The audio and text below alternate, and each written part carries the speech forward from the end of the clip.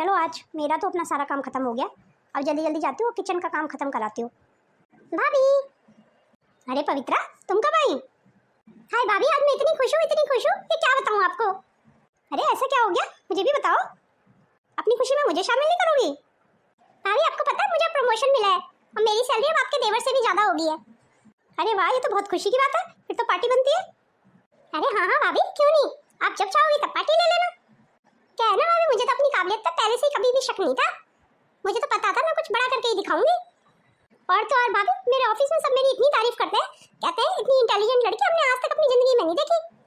अरे हाँ हाँ, इसमें कोई शक थोड़ी है, अब मेरी देवरानी है ही इतनी इंटेलिजेंट। सब जो कहते हैं ना तुम्हारे बारे में वो बिल्कुल सही कहते हैं। पर भाभी मुझे ना एक ही बात का दुख है, तुम्हारे देवर ना घर के खर्चे में बिल्कुल पैसे नहीं देते हैं मुझे सारा खर्चा अपना खुद ही करना पड़ता है। यहाँ तक कि बच्चों की फीस, इस घर का किराया भी मैं ही दे रही हूँ भाभी, पता है आपको? अच्छा, इस घर का किराया तुम देती हो? मुझे तो इस बात का पता ही नहीं था कि इस घर का किराया कौन देता है। पर भाभी मुझे ना आपके लिए बहुत बुरा लगता है। मेरे लिए बुरा लगता है? पर क्यों? काश आप और भैया भी अच्छा से कुछ कमा रहे होते तो आप दोनों की भी वही रिस्पेक्ट होती घर में जो मेरी और संदीप की है। पर इस बात को तुम अच्छाई से भी सोचो ना, मैं और तुम्हारे भैया कमाते नहीं है या इस घर में मदद नहीं करते खर्चे में, तो इसी वजह से तुम्हारी पूछ है ना। और मुझे लगता है कुल मिला के ये तुम्हारे लिए तो अच्छा ही है ना कि तुम्हारी ज़्यादा पूछ है और हमारी नहीं है। हाँ भाभी, ये बात तो आपने एकदम सही कही। अच्छा भाभी, वो क्या ना, मैं ऑफिस से बहुत थक के आई हूँ अभी, तो मुझे ना मेरे कमरे में एक कप कॉफ़ी भिजवा देना प्लीज़। अच्छा ठीक है, मैं तुम्हारे लिए अभी कॉफ़ी लेके आती हूँ।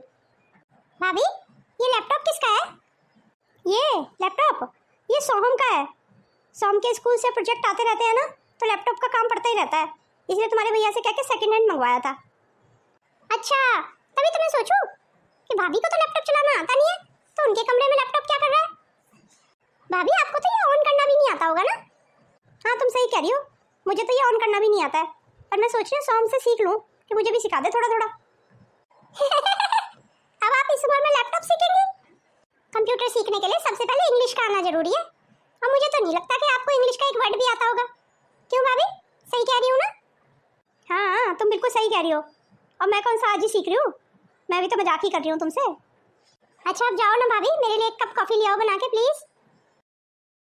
मैंने भाभी के आगे बड़ी बड़ी फेंक तो दी है कि मेरा प्रमोशन हो गया है, बच्चों की फीस भी मैं दे रही हूँ, इस घर का किराया भी मैं दे रही हूँ, और अगर किसी दिन ये बात खुल गई तो मेरी बड़ी बेइज्जती हो जाएगी। अब भाभी को क्या बताऊँ कि मैं ये सब क्यों कर रही हूँ? मैं तो सिर्फ अपनी वैल्यू बढ़ाने के लिए ये सब कर रही हूँ, ताकि माँ बाबू जी का ध्यान मेरे पे ही रहे कि वो बहुत कमाऊ है।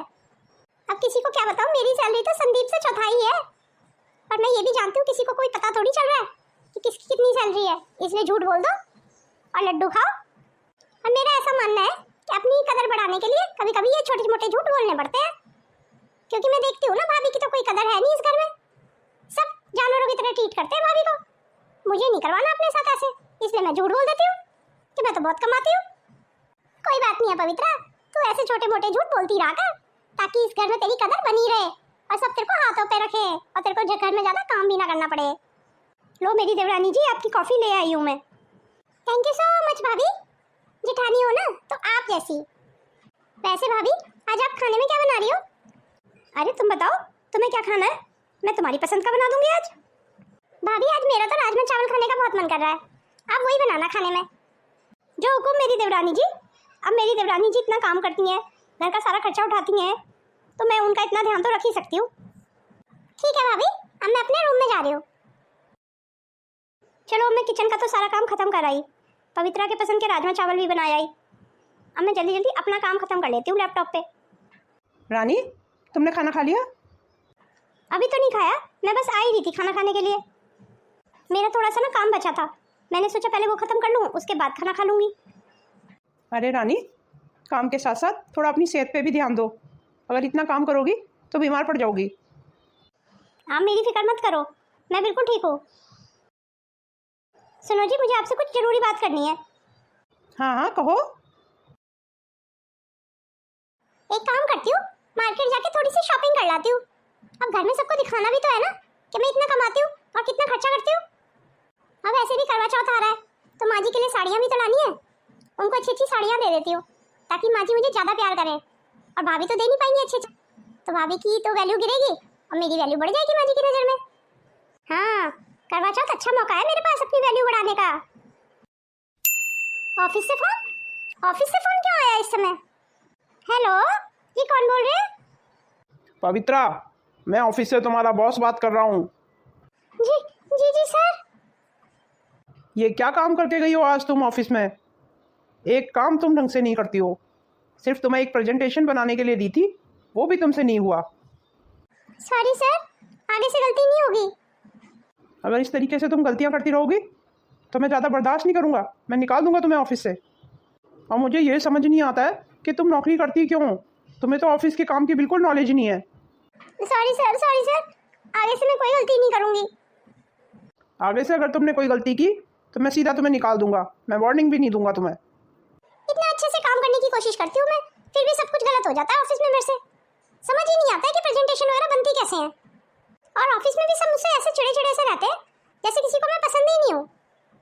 और मेरे बॉस 2 कौड़ी की इज्जत नहीं करते, मेरे सबके सामने डांट देते हैं मुझे। कहीं उन्होंने मुझे जॉब से निकाल दिया तो मैं क्या करूँगी? नहीं, अब मुझे ऑफिस के काम में थोड़ा ध्यान देना पड़ेगा। पर मुझे समझ भी तो नहीं आता है ना कंप्यूटर वगैरह। एक तरफ मैं घर में वैल्यू बढ़ाने के लिए झूठ बोलती हूँ कि मेरा प्रमोशन हो रहा है और मेरी सैलरी बढ़ रही है, और दूसरी तरफ मेरी तो नौकरी पे बनी हुई है, पता नहीं कब छूट जाए। और मेरे पास तो पैसे भी थोड़े से हैं और मुझे तो करवा चौथ की शॉपिंग भी करनी है। मुझे तो लगता है हमेशा की तरह संदीप से ही पैसे मांगने पड़ेंगे। संदीप के आगे भी तो मैं डींगे ही मारती रहती हूँ कि मेरी ऑफिस में ये वैल्यू, मेरी ऑफिस में वो वैल्यू। पर वो क्या देखने जा रहे हैं कि क्या हो रहा है मेरे ऑफिस में। चलो कोई बहाना करके मांग ही लूंगी उनसे पैसे। और अगर संदीप को मेरे ऑफिस की हकीकत पता चल गई तो? नहीं, ऐसा नहीं हो सकता। सुनो जी, आखिर हम कब तक ऐसे किराए के मकान में रहते रहेंगे? तुम तो जानती हो शहर में मकान लेना अब इतना आसान तो है नहीं। बड़े बेटे का तो घर के खर्चे में कोई योगदान ही नहीं है, बस संदीप ही है जो कुछ कर रहा है। अब उसको भी क्या बोले, वो कहाँ से मकान लेगा? घर के खर्चे इतने हो जाते हैं, इसलिए मैं तो चुप ही रहती हूँ। मेरी तो जिंदगी का बस एक ही सपना रह गया है कि मरने से पहले अपनी छत हो जाए, मेरा दम निकले तो अपने घर में ही निकले, यूँ किराए के मकान में ना मरूं मैं। अरे तू सब्र रख, अपने बच्चे भी कोई कम नहीं है किसी से, धीरे धीरे अपना घर भी कर लेंगे। माँ, बड़ी बहू, ये क्या लेके आई है अपने हाथ में? आप खुद देख लीजिए माँ, ये साड़ी तो कितनी सुंदर है, पर ये किसके लिए लाई है बड़ी बहू? माँ, आप भूल जाती हैं, आपको तो पता है ना हर करवा चौथ पे मेरे मायके से आपके लिए साड़ी और मिठाइयाँ आती हैं, तो बस वही है, ये माँ ने भिजवाया है ये आपके लिए। ये क्या, भाभी ने तो मुझसे पहले माँ को साड़ी दे भी दी। एक काम करती हूँ, मैं भी अब माँ को वो सारी साड़ियाँ दे ही देती हूँ जो मैं माँ के लिए खरीद के लाई हूँ। रानी बहू, तेरी माँ ने ये एक ही साड़ी भेजी मेरे लिए? जी माँ, एक ही साड़ी है। क्यों माँ, आपको साड़ी पसंद नहीं आई? ये साड़ी मेरी माँ ने बहुत प्यार से भेजी है माँ जी आपके लिए। लो माँ जी, पवित्रा भी आ गई साड़ियाँ लेके। माँ देखो मैं आपके लिए कितनी सारी साड़ियाँ लाई हूँ। अरे वाह, कितनी सुंदर साड़ियाँ हैं, पर इतनी सारी साड़ियाँ लाने की क्या जरूरत थी बेटा? ओहो माँ, कहाँ ज़्यादा है, मुझे तो लग रहा था कम है। मेरा बस चलता तो मैं तो आपके लिए पूरा बाजार खरीद लाती। वो तो मैं जानती हूँ बेटा, तो मेरे लिए और भी साड़ियाँ ला सकती थी, पर सही किया नहीं लाई, अब पहनी भी नहीं जाती ना इतनी। अब मेरी बहू कमाती जो है इतना, तो वो तो कुछ भी कर सकती है। बेटा इन सारी साड़ियों को उठा के वहाँ टेबल पे रख दे जरा। देखा बड़ी बहू, इसे कहते हैं साड़ी देना। और तेरी माँ को एक साड़ी भेजते हुए शर्म भी नहीं आई। सास को कैसे खुश रखना है ये तो अपनी देवरानी से सीख, समझी? पर माँ, मेरी माँ ने ये अपनी हैसियत के हिसाब से भेजा है और बहुत प्यार से भेजा है, तो आप इस साड़ी को पहन जरूर लेना, नहीं तो उनका दिल टूट जाएगा और मेरा भी। आगे से अपनी माँ को कह देना कि अगर कोई चाल चलन करना है ना तो ढंग से करे, नहीं तो कोई जरूरत नहीं है चाल चलन करने की, समझी? कमला, तू भी ना क्या त्योहार के टाइम पे साड़ियों का कलेश लेके बैठ गई है, रुला दिया ना बहू को। अब आपका बीच में बोलना ज्यादा जरूरी है? जब तुम्हें चाल चलन के बारे में कुछ पता ही नहीं है तो ऐसे बीच में मत बोला करो। अब ऐसे ही रोती रहेगी या बाजार से जाके कुछ सब्जियां भी खरीद के लाएगी? बड़ी बहू, सब्जी वगैरह मैं खरीद लाऊंगा, जा बेटा तू कुछ और काम कर ले। मेरा तो सारा मूड ही खराब हो गया ये एक साड़ी देख के। पवित्रा, यूं खड़े होके क्या सोच रही हो? कुछ खास नहीं, बॉस ने एक इम्पोर्टेंट जिम्मेदारी दी है मुझे। अब मैं यही सोच रही थी मैं उस जिम्मेदारी को निभा पाऊंगी या नहीं। इसमें तो कोई शक की गुंजाइश ही नहीं है कि तुम इतनी इंटेलिजेंट हो और तुम जिम्मेदारी को अच्छे से निभाओगी। वो मैं क्या कह रही थी जी, मुझे ना कुछ पैसों की जरूरत है। वो क्या है ना, मुझे प्रमोशन हुआ है ना, तो मेरी कुछ फ्रेंड है मेरे से पार्टी मांग रही है। मुझे तो ये समझ नहीं आता है, तुम्हारा प्रमोशन हुआ है तो तुम्हारी सैलरी भी बढ़ी होगी, तो तुम अपनी सारी सैलरी का करती क्या हो? और तुम घर में भी कोई कंट्रीब्यूशन नहीं करती हो, तो तुम्हारे पैसे सारे जाते कहाँ हैं? उल्टा तुम मेरे से पैसे मांगती हो। मैंने तो आज तक तुमसे पूछा भी नहीं कि तुम्हारी कितनी सैलरी है, ना मुझे तुम्हारी सैलरी से कोई मतलब है। अपने घर का खर्चा मैं खुद ही चला लेता हूँ, पर तुम मेरे से पैसे मांगती हो, तुम्हारी सैलरी इतनी अच्छी होने के बाद भी। ऐसा क्यों? तुम अपनी सैलरी में अपने ही खर्चे पूरे नहीं कर पाती हो? अब मैं इन्हें क्या बताऊं, मैंने तो ताव में माँ जी के लिए इतनी सारी साड़ियाँ खरीद ली है, सारी सैलरी उन्हीं साड़ियों में खर्च होगी। मैं तुमसे पैसे नहीं मांगती, पर इस बार ना मेरी एक फ्रेंड को पैसों की बहुत ज़्यादा नीड हो गई थी। उसने मेरे से पैसे उधार मांग लिए, तो मुझे कुछ पैसे उसे देने पड़ गए, इसलिए मेरे पास पैसे कम पड़ गए, इसीलिए मैं तुमसे पैसे मांग रही हूँ।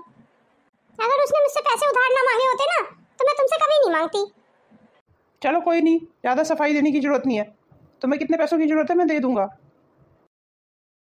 प्रियंका, बोलो क्या काम था? भैया भाभी, वो मुझे ना कॉलेज की फीस भरनी है, तो मैं माँ के पास गई थी, तो माँ के पास तो है नहीं अभी पैसे, तो वो कह रही थी कि छोटे भैया भाभी से मांग लो, तो मैं इसलिए यहाँ आ गई। अच्छा अच्छा, कॉलेज की फीस भरनी है, ले मैं अभी दे देता हूँ तेरे को पैसे। थैंक यू सो मच भैया। अरे थैंक यू की क्या जरूरत है, अब पढ़ाई करनी भी तो जरूरी है ना। जा अब अपनी कॉलेज की फीस भर और अच्छे से पढ़ाई किया कर। अब तुम्हें क्या हुआ, तुम्हारा क्यों मुंह बन गया? जब मैं तुमसे पैसे मांग रही थी तब तो बड़े सवाल जवाब कर रहे थे मेरे से, अपनी बहन की बारी आई तो उसे फट से पैसे पकड़ा दिए, उससे सवाल जवाब क्यों नहीं किए? क्यों, तुम्हें भी तो बोल दिया ना मैंने कि मैं तुम्हें दे दूंगा पैसे, ये तो इतना चिल्ला क्यों रही हो? और वैसे भी तुम तो खूब कमाती हो, प्रमोशन भी हुआ है, और फिर भी तुम मेरे से पैसे मांगती रहती हो। और वैसे भी प्रियंका कोई अभी अपनी जॉब थोड़ी करती है, वो तो पढ़ाई कर रही है, तो उसके खर्चे तो मैं ही उठाऊंगा ना भाई होने के नाते। घर में तो सबको यही लगता रहता है कि तुम भी बराबर कंट्रीब्यूशन करती हो पैसे देने में घर के खर्चे के लिए, पर ये तो तुम भी जानती हो कि मैंने तुमसे कभी पैसे नहीं लिए और ना ही तुमने मुझे कभी दिए। और मैं ये सोचता हूँ कि चलो ठीक है, तुम्हारे अपने खर्चे ही पूरे हो जाएंगे और थोड़ी सी सेविंग भी कर लोगी तुम, क्योंकि औरतों की आदत होती है ना सेविंग करने की, तो मुझे तो लगता है तुम थोड़ी बहुत सेविंग करती रहती हो। पर तुम्हारे चाल ढाल देख के मुझे लगता नहीं है कि तुम सेविंग करती हो, मुझे तो लगता है तुम सारी यूँ ही उड़ा देती हो अपने ही खर्चों पे। एक अच्छी गृहिणी को ना घर के खर्चे के साथ साथ सेविंग भी करनी जरूरी होती है। सेविंग ही तो होती है जो हमारे भविष्य में काम आती है। पर मैं तुमसे बिल्कुल उल्टा सोचती हूँ, मुझे लगता है जो कुछ है ना वो आज के लिए ही है, कल के बारे में नहीं सोचना चाहिए। भविष्य का क्या पता है कि भविष्य में क्या होना है, तो कम से कम आज तो लाइफ को एंजॉय करना चाहिए ना। अब तुम्हारी सोच ही ऐसी है तो कोई क्या कर सकता है। करो भाई, तुम खूब खर्चे करो, पर अपने पैसों से, मुझसे मत मांगा करो। वैसे एक बात बताओ सीरियसली, तुमने थोड़ी बहुत सेविंग कर रखी है या नहीं, या तुम सारे पैसे यूं ही अपने ब्यूटी पार्लर पे और मेकअप पे खर्च कर देती हो? ना जी ना, मैंने कोई सेविंग वगैरह नहीं कर रखी, मैं आज में जीने वाली लड़की हूँ।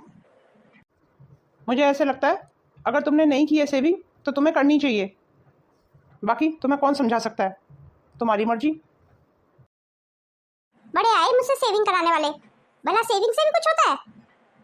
अब पैसे होते हैं तो वो खर्च करने के लिए ही होते हैं ना, कोई सेविंग करने के लिए थोड़ी। भाई साहब आप कहिए कैसे आना हुआ? पिछले 2 महीने से इस घर का किराया नहीं मिला है मुझे, मैं अपना किराया लेने आया हूँ। संदीप के पापा ये क्या कह रहे हैं, अभी तक इस घर का किराया नहीं गया? किराया तो संदीप ही ने भरता है ना, उसी का काम है किराया देना। आप चिंता मत कीजिए भाई साहब, आपका किराया हम 1-2 दिन में दे देंगे। मेरा बेटा अभी शाम को ऑफिस से आएगा तो हम उससे बात करते हैं। जितनी जल्दी हो सके उतनी जल्दी किराया भर देना, नहीं तो आपको ये मकान खाली करना पड़ेगा फिर। नहीं नहीं भाई साहब, ये क्या कह रहे हैं आप, ये नौबत नहीं आएगी, हम आपका किराया जल्दी से जल्दी जमा करा देंगे। सुनो जी, ये मकान मालिक क्या कह रहा है, अगर हमने किराया जमा नहीं कराया तो ये घर खाली करा देगा हमसे? भला इस उम्र में हम सामान लेके यहाँ से वहाँ भटकते रहेंगे, अच्छे लगेंगे क्या? अरे कमला, तू क्यों परेशान होती है? हो सकता है संदीप के पास पैसे ना हो अभी, वैसे भी त्योहार का सीज़न चल रहा है। संदीप आएगा शाम को तो उससे बात कर लेंगे, तू परेशान मत हो। अब संदीप के भी तो अपने खर्चे होते ही होंगे ना, वो भी कहाँ तक मैनेज करे।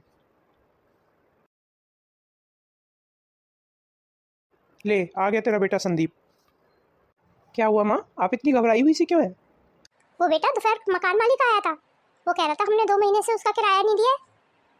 माफ़ कर दीजिए माँ, इस बार बिल्कुल पैसे नहीं बचे थे मेरे पास, इसलिए किराया नहीं भर पाया था मैं 2 महीने से। जैसे पैसे आएंगे तो मैं भर दूंगा किराया, आप परेशान मत होइए। और माँ, वैसे भी मेरी जॉब ना थोड़ी डामाडोल सी चल रही है, कहीं मुझे जॉब ना छोड़नी पड़ जाए अपनी। ये क्या कह रहा है बेटा तू? अगर तेरी जॉब छूट गई तो घर का किराया कैसे भरा जाएगा? हम लोग कहाँ रहेंगे फिर? आप परेशान मत हो माँ, मैं दूसरी नौकरी वैसे भी ढूंढ ही रहा हूँ, जल्दी से जल्दी हो सकता है कोई नई नौकरी मिल ही जाए। तेरे को तेरी तनख्वाह से किराया ही तो भरना होता है घर का, बाकी घर का खर्चा तो तेरे बाबूजी की पेंशन से चल जाता है। कम से कम घर का किराया तो तुझे टाइम से भर देना चाहिए था बेटा। अब इस उम्र में हम कहाँ नया घर ढूंढते घूमेंगे।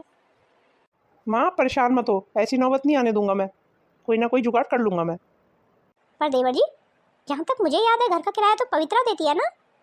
बहू, घर के मामलों में तुझे बीच में दखल अंदाजी करने की जरूरत नहीं है, तू बस अपनी किचन संभाल।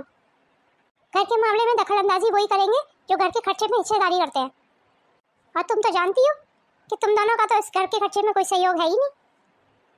आपने बिल्कुल सही कहा माँ, हम दोनों घर के खर्चे में कोई हिस्सेदारी नहीं करते हैं, हम सिर्फ बैठ के ही खा रहे हैं। पर कमला, तुम ये कैसे कह सकती हो कि तुम्हारे बड़े बहू बेटे की इस घर के खर्चे में कोई हिस्सेदारी नहीं है?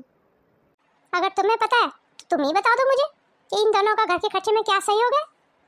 हमारी बड़ी बहू जो भाग भाग के सारे काम करती है, जो उसने सारा घर संभाला हुआ है, तुम्हारी नज़र में उसकी कोई मायने ही नहीं है?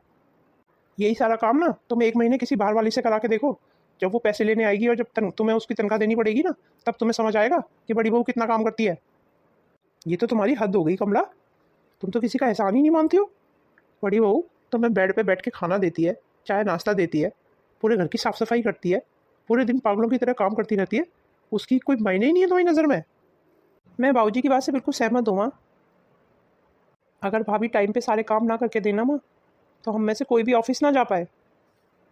बंद करो अब तुम इसकी तरफदारी करना। मेरी अभी छोटी बहू आने वाली है ऑफिस से, वो आएगी ना, अब वही किराया भरेगी घर का, सारी परेशानियां दूर कर देगी। आप कौन जी? हमने आपको पहले कभी नहीं देखा, किससे मिलना है आपको? जी वो आंटी जी पवित्रा है घर पे, मैं पवित्रा की ऑफिस की फ्रेंड हूँ, मैं उससे मिलने आई हूँ। पर बेटा तुम यहाँ क्यों मिलने आई हो उससे? वो तो ऑफिस में ही है ना, तो ऑफिस में नहीं मिली तुमसे वो? लगता है आंटी जी आपको पता नहीं है, पवित्रा को तो 3-4 दिन पहले ऑफिस से बॉस ने निकाल दिया। नहीं बेटा, तेरे को कोई गलतफहमी हो रही है, पवित्रा तो रोज ऑफिस जा रही है। नहीं आंटी जी, गलतफहमी मुझसे नहीं आपसे हो रही है, शायद पवित्रा ने आपको बताया नहीं, बॉस ने उसे बहुत बेइज्जती करके ऑफिस से निकाल दिया। मैं तो उसको ये देखने आई थी, कहीं बॉस ने इतना सुनाया था उस दिन उसे, कहीं वो डिप्रेशन में तो नहीं चली गई। पर पवित्रा का तो अभी कुछ दिन पहले प्रमोशन हुआ था और उसकी ऑफिस में रेपुटेशन भी बहुत अच्छी थी, तो उसके बॉस उसे ऐसे कैसे निकाल सकते हैं ऑफिस से? नहीं, पवित्रा को कोई पसंद नहीं करता था ऑफिस में, उसकी कोई अच्छी रेपुटेशन नहीं थी। और रही बात प्रमोशन की, वो नहीं उसका कभी भी हुआ, वो अगर उसने आपको बताया है तो झूठ बताया है। पर संदीप, मुझे तो पवित्रा ने यही बताया था कि उसका प्रमोशन हो गया है और उसकी सैलरी भी बढ़ गई है, अब उसकी सैलरी तुमसे भी ज़्यादा हो गई है। ये पवित्रा भी ना एक नंबर की झूठी है ये, उसके तो अपने ही खर्चे पूरे नहीं होते थे, वो तो बल्कि मेरे से पैसे मांगती थी, पता नहीं क्या क्या बोलती रहती है वो। पर पवित्रा इतना झूठ बोलती क्यों थी? ये लो आ गई पवित्रा, अब यही बताएगी कि इसने हम सबसे इतना झूठ बोला क्यों। गरिमा, तू तू यहाँ पे क्या कर रही है? वो तेरे को बॉस ने ऑफिस से निकाल दिया था ना, तो मुझे लगा तू काफी दुखी होगी, इसलिए मैं तेरे से मिलने आई थी। ये सब क्या चल रहा है पवित्रा? तुम्हारी जॉब छूट गई और तुमने बताया भी नहीं, और तुम झूठ पे झूठ बोलती रहती हो हर चीज़ के लिए। और तुमने भाभी से भी इतने झूठ बोले हुए हैं कि तुम्हारी तनख्वाह मेरे से ज़्यादा है, तुम ही घर का खर्चा चलाती हो, ये सब क्यों? हम सबको तो अब तक यही लगता था कि तू भी घर के खर्चे में हिस्सेदारी करती है, पर हम सब ये क्या सुन रहे हैं अब तेरे बारे में? जवाब दो ना पवित्रा, हम सब तुमसे कुछ पूछ रहे हैं। मैंने जो अब तक भाभी को कहा वो सब झूठ कहा। पर तुम्हें मुझसे झूठ बोलने की क्या जरूरत पड़ेगी पवित्रा? आप सबकी नजरों में ऊंचा उठने के लिए मैंने ये सब किया, इसीलिए मैंने इतने सारे झूठ बोले। मैंने सोचा अगर मैं ये बताऊंगी कि मैं बहुत कमाती हूँ या मेरा प्रमोशन हो गया, सब लोग मेरी और ज़्यादा इज्जत करेंगे, इसीलिए मैंने ये सब किया। क्योंकि मैंने माँ जी को देखा है भाभी की बेइज्जती करते हुए, क्योंकि भाभी कमाती नहीं है ना, भाभी को तो माँ बहुत समझती हैं, इसलिए मैंने ये सब झूठ बोले ताकि माँ मुझे प्यार करें, मेरी इज्जत करें। इसीलिए तो मैं माँ को महंगे महंगे गिफ्ट देती रहती थी ताकि माँ मुझे प्यार करें अब माँ की नज़र में मेरी अहमियत है, भाभी की नहीं। आज मुझे शर्म आ रही है तुम्हें अपनी पत्नी कहते हुए। धिक्कार है तुम पे, तुम्हारी सोच पे। सिर्फ भाभी को नीचा दिखाने के लिए और माँ बाबू जी का प्यार पाने के लिए ये सब किया तुमने। शर्म नहीं आई तुम्हें ये सब करते हुए? मैं तो तुझसे क्या क्या उम्मीद लगा के बैठी थी कि अब घर का किराया पवित्रा बहू ही भर देगी। तूने तो सारी उम्मीद तोड़ दी मेरी। अब संदीप बेटा, सबसे पहले ये सोचो कि घर का किराया कैसे जाएगा, नहीं तो मकान मालिक 1-2 दिन में घर खाली करा लेगा हमसे। तुम तो बहुत झूठी हो पवित्रा। मुझे तुम जैसे झूठे बंदे से कोई रिश्ता नहीं रखना है।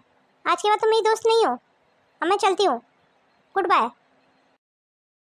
मुझे तो यकीन नहीं हो रहा कि मुझे नीचा दिखाने के लिए ये सब किया तुमने। मैंने तुम्हें हमेशा अपनी छोटी बहन की तरह प्यार किया और तुमने ये किया मेरे साथ। आज तुम वाकई मेरी नज़र से गिर गई। मुझे माफ़ कर दीजिए भाभी, मैं 1 नंबर की झूठी हूँ। मैं बहुत बुरी हूँ। मैंने जो गड्ढा आपके लिए खोदा उसमें आज मैं खुद ही गिर गई। क्या देवरानी जेठानी में कभी चिड़न के अलावा प्यार नहीं हो सकता? मैं तो सबकी नज़रों में वैसे ही गिरी हुई थी। तुम मुझे और ज़्यादा क्यों गिराना चाहती थी? और मुझे नीचा दिखाने के चक्कर में तुम खुद इतना नीचे गिर गई। हाँ, सचमुच मुझे तुम्हारे लिए बहुत बुरा लग रहा है। मुझे लगता है तुम्हारे जैसी देवरानी होती हैं जिन्होंने देवरानी और जेठानी का रिश्ता ही खराब किया हुआ है। अरे बड़ी बहू, तुम भी ना क्या झूठी से बात कर रही हो। उसको छोड़ो, अब ये सोचो कि हम मकान का किराया कैसे देंगे। घर की फिक्र आप ना करें बाबूजी, घर का इंतजाम आपकी बड़ी बहू ने कर दिया है। अरे ये क्या कह रहे हो आप? मैंने तो कुछ नहीं किया। जो कुछ किया है वो आपने ही तो किया है। बस करो अब रानी, आज मुझे सच्चाई बताने दो। आखिर माँ बाबू जी को भी तो पता चले सच्चाई का। तो किस सच्चाई की बात कर रहा है महेश? माँ, रानी ने आपका और बाबूजी का सपना पूरा करने के लिए पूरी पूरी रात मेहनत की है। मैंने देखा है उसे पूरी पूरी रात कंप्यूटर पे काम करते हुए और दिन में घर का काम करते हुए। मैं उसको कहता भी था कितनी बार कि रानी थोड़ा आराम भी कर लो, ऐसे तुम बीमार पड़ जाओगी। पर उसके दिमाग पे तो बस एक ही भूत सवार था कि माँ बाबूजी का सपना पूरा करना है, अपना घर होने का। और रानी ने हमेशा सेविंग पे ज़्यादा ध्यान रखा माँ। वो हर चीज़ में से पैसे बचा लेती थी। इतने सालों से वो पैसे बचाती आ रही है। उसकी दिन रात की मेहनत और उसकी सेविंग के चलते आज हम अपना घर खरीदने में सक्षम हो पाए हैं। क्या? अपना घर? तू सच कह रहा है महेश? मैं भला आपसे झूठ क्यों बोलूँगा माँ? जिस बहू की मैंने कभी कदर नहीं की, उसी ने मेरे जीवन का आखिरी सपना पूरा किया। इतने बड़े शहर में रहने के लिए हमें हमारा घर दे दिया। तूने तो आज मुझे अपना कर्जदार कर दिया बहू। और माँ, मैं इसीलिए घर के खर्चे में हिस्सेदारी नहीं कर पाई, क्योंकि मुझे सारे पैसे जोड़ जोड़ के रखने थे। घर जो खरीदना था, वैसे भी तो बूंद बूंद से ही सागर भरता है ना माँ। अपने ऊपर कोई भी फालतू खर्चा तो वो जैसे जानती ही नहीं थी। उसको जितने भी पैसे थे वो सारे पैसे बचा लेती थी। अपने ऊपर उसने कभी कोई पैसा खर्च नहीं किया। क्योंकि माँ, मुझे ऐसे लगता था अच्छे अच्छे कपड़े पहनने से, बहुत अच्छा अच्छा खाना खाने से ज़्यादा ज़रूरी है हमारे सिर पे छत होना। मुझे तो तुझ पे पहले से ही गर्व था, पर आज तो तूने खुशी से मेरा सीना चौड़ा कर दिया। और आज से तू मेरी बहू नहीं, बेटी है। अब चल महेश बेटा, हमें अपना घर तो दिखा जहाँ तूने खरीदा है। हाँ हाँ माँ, क्यों नहीं, चलिए तो आज ही चलते हैं देखने के लिए। ये हमारा घर है, हमारा अपना घर। हाँ माँ, ये आपका घर है, आपका अपना घर, कमला निवास। तूने तो महेश जिंदगी की सबसे बड़ी सौगात दे दी, हमारा अपना घर। मैंने नहीं माँ, आपकी बहू ने। उसी के प्रयासों से आज ये सफल हो पाया है। इसीलिए मैं तुमसे हमेशा कहता था कि सेविंग करो सेविंग करो, और तुम हमेशा झूठ बोलने में ही रही। आज तुम देख लो तुम कहाँ हो और भाभी कहाँ है।